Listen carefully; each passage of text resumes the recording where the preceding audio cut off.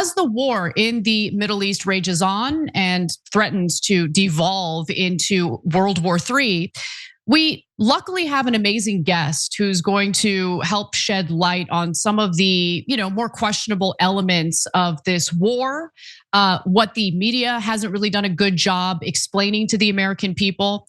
So joining us today is Daniel Davis, a retired colonel and the host of Deep Dive, a wonderful podcast that I highly recommend. Thank you so much for joining us, Colonel. Thanks for having me on, Anna. I'm delighted to be here.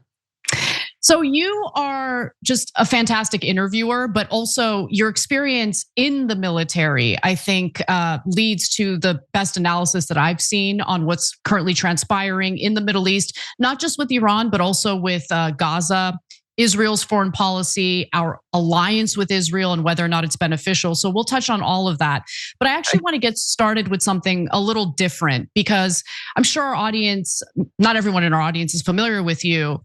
And what I thought was really interesting is that you were tapped by Donald Trump to work under Tulsi Gabbard as the Deputy Director of National Intelligence.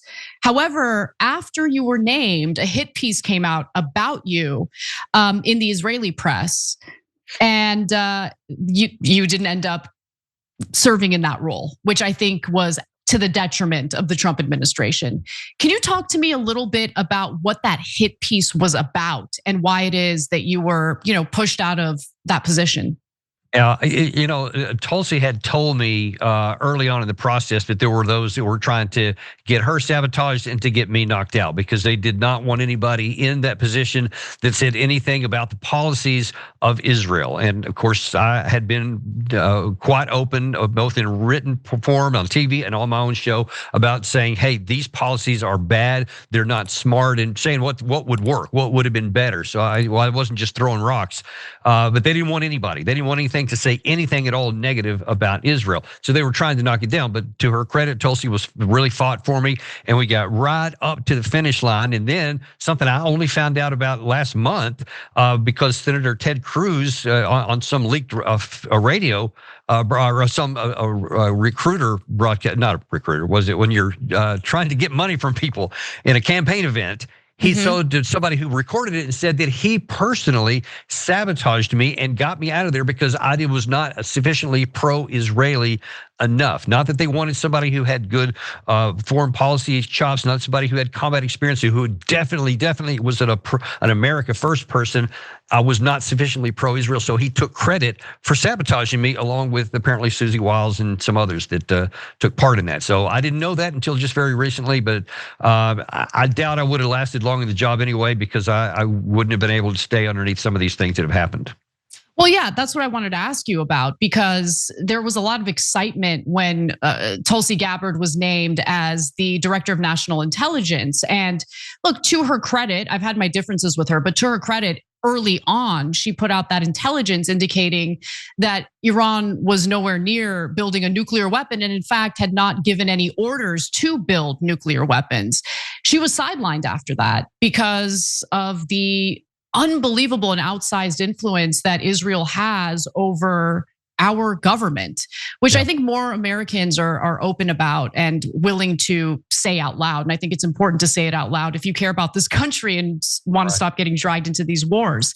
One of the other things that you were getting attacked for, which just blows my mind, is that you had noticed that what our government was telling the American people in regard to what was going down in Afghanistan was actually very different from what was happening on the ground in Afghanistan.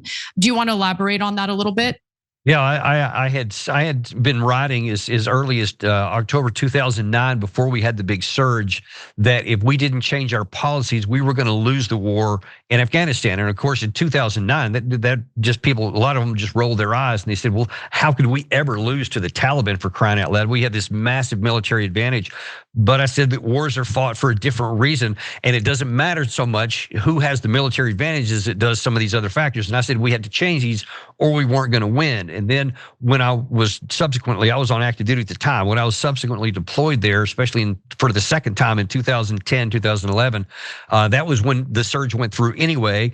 And I saw David Petraeus talking about how in congressional testimony before I deployed that things were turning around, that this government in a box in Marja, you may remember, was working and people were turning against the Taliban. And Petraeus said, we're on the right azimuth. And the process is fragile, but it's going in the right direction. And so I said, okay, well, I guess I was wrong. And then I go on the ground there, and my job required me to travel literally all around the country to visit all the combat brigades throughout the country, like 11 or 12 of them, to go to the frontline troops to find out how things were going and what they needed they didn't have. It was called the Rapid Equipping Force.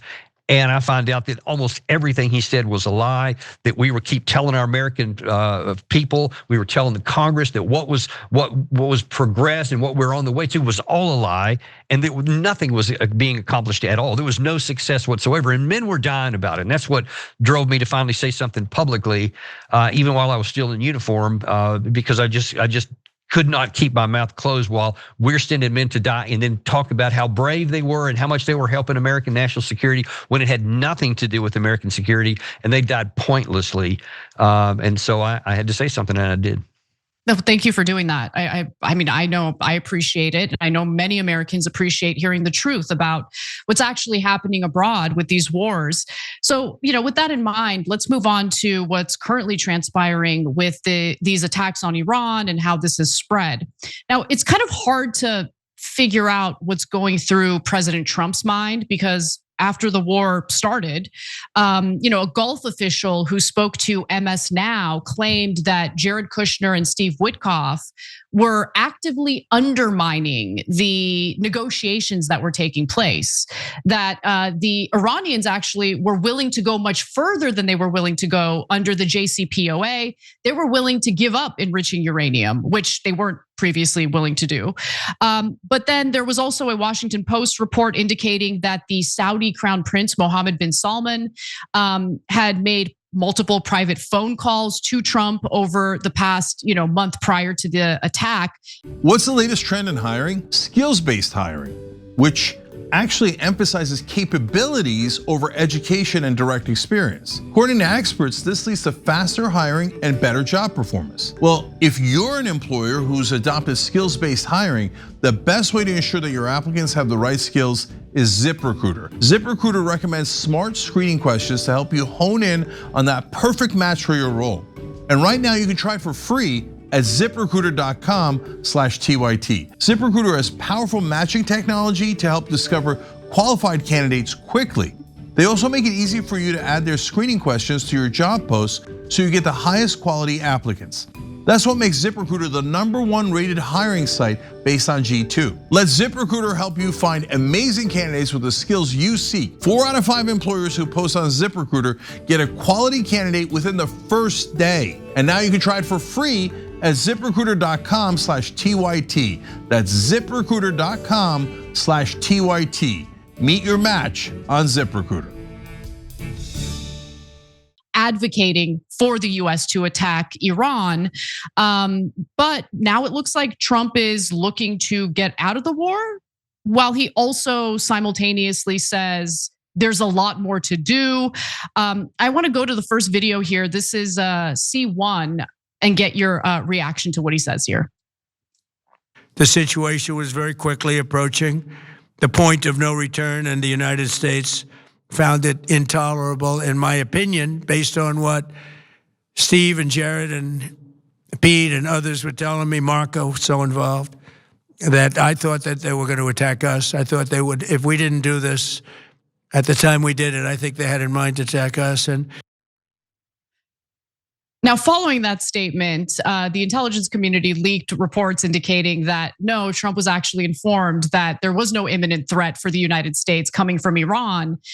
It seems like he also threw members of his administration and his son-in-law under the bus there. Like, I don't know, I just acted based on the advice they gave me, as if he's not the leader here, the person who actually makes the decisions. What do you think Trump is actually thinking? Do you think he's looking for an exit route? I definitely think he's looking for an exit now, and he's been signaling that pretty strongly. But one of the other things in that clip that really stood out to me was He may have been trying to throw Jared and Steve under the bus. I don't know. But man, he threw himself under the bus a lot worse, because I'm like, wait a minute. You're making a war and peace decision based on a real estate guy and your son-in-law, and not, say, the chairman of the Joint Chiefs of Staff, not the Central CENTCOM commander, not your CIA director, not Tulsi Gabbard. I mean, those are the people that you should be talking to about what is the capabilities on the ground. What are our capabilities? Where's the balance of power? Can this work? That's who you should be talking to, not those two guys. So that by itself was a big problem. But now that I think that, let's see, last night on Fox News, I thought this is the first time I saw this, that I thought he's looking for the exit. You had Senator Josh Hawley go on with Jesse Waters and say, well, I think that, there's nothing left to really solve. We should just declare victory and just go home, which of course makes no sense whatsoever on day 11, when you've accomplished literally nothing other than blowing up a bunch of stuff on the ground, blowing up a bunch of planes and boats and everything else, but nothing of the things you set out. And then today he comes out and says, there's really, we could call it off anytime we wanted to, because there's not much more to blow up. That's one of the things she said. And then right before I came on here with you, he says, you know what, we won. We really won in the first hour. So Epic Fury is already a win. So I think he's setting all the conditions up to claim a victory and try to walk away like he did after the 12-day war, after last year, and just claim victory and just walk away. But Anna, I don't think that's going to work this time. I don't think Iran's going to let him walk away. I don't think they're going to take a deal to where it says, all right, if you stop shooting, so will we. I think that they're going to say, because we'll be right back here again 8 months later, we're going to keep going and keep causing pain until we get something out of it this time. And I think that they're going to impose a cost on us. It does appear as though Trump is flailing a little bit, because the ball isn't really in his court for two different reasons. Number one, what you just stated right now, Iran is intent to keep fighting. They are not interested in any diplomatic discussions or a ceasefire. And yeah, they know, okay, well, we're going to do a ceasefire. The United States is going to replenish, their weaponry, and then we're going to be right back at it. So no, we're not going to do that. But the other part of this that I think is a lot trickier is Israel, because Israel and the United States have differing objectives here. Israel would like to either topple the regime and replace it with a puppet government, or just fully destabilize Iran, similar to what happened in Syria. And so if Israel intends to keep fighting and attacking Iran, do you think Trump would ever even dare to pull our troops out of the region, pull out of this war, and just call it a day? Well, this is different also than the 12-day war. This is different than the speedboats in the Caribbean. This is different than the Venezuela thing. Americans are dead so far. That we know of, at least 7. I've heard reports that maybe there's others that just hadn't been announced yet. At least 140 wounded, and that's going to keep going as long as this war keeps going on. So you can't just keep going on forever and not having the cost. You also can't stop because the Strait of Hormuz, and therefore the Gulf, is blocked off effectively. And until that gets turned back on, it's going to start to cause some real problems. The longer this goes, if it stretches on another week, 2 weeks, a few months, it's going to be a real problem. And he can't hide that at home. You can't hide the casualties, and you can't hide the higher prices for everything in the United States, or that's going to undermine any even theoretical chance he may have in the midterms, and it could be even worse than he wanted before. So I think that there's pressures on him, but you're right. There are pressures on Israel that are not on President Trump. Iran is in an existential fight. Israel is in an existential fight. We aren't. We are in this is a war of choice, and we can unchoose it if he wants to, but that's going to come at a cost. Israel can't go at it alone. They can't. They've got to have our participation in it there. They can't just go in an air and missile war and drone war with Iran. It'll just be inconsequential.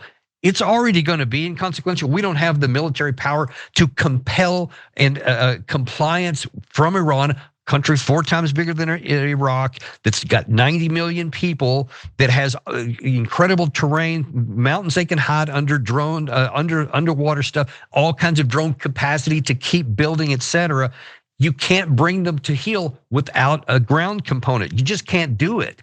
And we can't do it with a ground component because that would give all the advantages to the Iranian side. And we could go through all those details if you want. But the bottom line, there is no military attainable objective here. President Trump has walked himself into a trap. And now that it's political suicide if he keeps going. It's military damage if he keeps going also. And if he pulls out, he's going to have some real diplomatic problems with Israel. And it's even at home, it's also going to have some problems. I don't see an easy out for him because of the trap he's dug himself into, but he's going to have to do something. He can't just let this one meander through, I don't think. Let's talk a little bit about the military capability of Iran and also what in general, the American people thought of the military capability of the United States, because I think a lot of people are starting to wake up to the fact that, bankrolling and providing weapons for all these various foreign entanglements, whether it be Ukraine, whether it be all the weapons that we handed over to Israel, that led to a depletion of our interceptors. There's also some question about whether or not those interceptors are as effective as people were led to believe. And so I kind of wanted to get your analysis about I don't know if I want to call it asymmetrical nature, but just the juxtaposition of the two different militaries we're talking about here and how Iran seems to be willing to take the hits, knowing that the US is really not as prepared as they would like to be. Yes, that's exactly right. They're doing something that nobody else has done because America, according to President Trump and President Biden before him and Obama and Bush, they always say we have the most incredible military power in the history of the world, as Trump likes to say all the time, implying that there's literally nothing that we can't do. We can just take everything we want and nobody can stop us because nobody's even close. Well, that's ridiculous. Of course, there's lots of people that are as good and some that are better than we are. We are a global power. We have the ability to project power better than anybody. And that includes China and Russia around the world. But that doesn't necessarily translate into having overwhelming power at any one place. In fact, because we're spread to the four winds and we have a global presence, that means that we're spread out everywhere and we don't have large numbers in any one given spot. That's the case right here. So we don't have a ground force, so we can't threaten Iran with the ground invasion. We don't have it. We don't even have in Desert Storm, where it was part of that invasion force there. We had 750,000 army at that time. Now We've got about 450. And that again is a global commitment that are spread, a lot of them in Europe, looking at some theoretical attack by Russia at some point. We don't have 300, 400,000 like we did in Operation Iraqi Freedom in 2003. We just don't have it. It doesn't exist, or unless you literally take the entire active force and put it out online, and then it would be a disaster too. But without that, you can't coerce Iran. So even though their military doesn't stack up to ours, on their territory without a ground force, they can endure it because understand this. Their objective to succeed and win this war is just to survive and remain viable politically and militarily. As long as they can keep launching missiles and drones and keep their political viability and just exist as a state, they'll win. Just like North Vietnamese beat us, just like the Taliban beat us. That's all they have to do, even though they're inferior militarily. We, on the other hand, have to conquer them. Trump said about an unconditional surrender. That was the biggest unforced error he's made so far, by saying there's no opportunity for you to even have a negotiated settlement because I'm only looking for unconditional surrender, a la Japan in World War II, something on the Missouri in signing all that. Now then you've told them all your options are either surrender or die in place. And so they're going to say, we'll keep fighting because we have the wherewithal to do it. And they can see that the economic cost that's going on already, the cost to our troops, the diplomatic cost at home, they're well aware of that. They know that we don't like casualties. They know that we don't like wars of choice. And if this starts costing everybody at the pump, at the gas station, at the grocery store, if it starts costing us all those, and it's not going anywhere and you're not getting compulsion, the government hasn't fallen. You haven't caused their IRGC, their military is still active. They're still throwing missiles downrange. They're still throwing drones downrange. You can't stop any of those things. Then by definition, we have failed. I don't care how big the military is. That's why everything depends on what you're trying to accomplish with your power. So if you don't have an attainable military objective, it doesn't matter how many bombs you have. It only matters what you can compel the other side to do. And right now, we don't have the means to compel compliance. And now we're in it already. And I don't know how he gets out of this without causing any more damage. I don't know how he gets out of this either. One point that I've been making over and over again is that I just did not see, even if we had the military capability to accomplish this objective of, doing away with Iran's ballistic missile program, even toppling the regime. How does that benefit the United States? Like, is there anything in this military intervention that would somehow benefit the American people? Take Israel out of it. I don't care about Israel. I care about the United States. And this is a military that the United States taxpayers are funding, not the Israelis. So is there anything that's achievable that would benefit the United States? Zero, no chance at all. And in fact, if we're going to be honest, Anna, and I hope people are willing to do that, this is 100%. You said you want to talk about the Israelis, but we have to. They're the only ones that benefit from this. And even them, it's more Benjamin Netanyahu than it is Israel. He has just had this obsession with Iran. I showed something on my show the other week from 1985.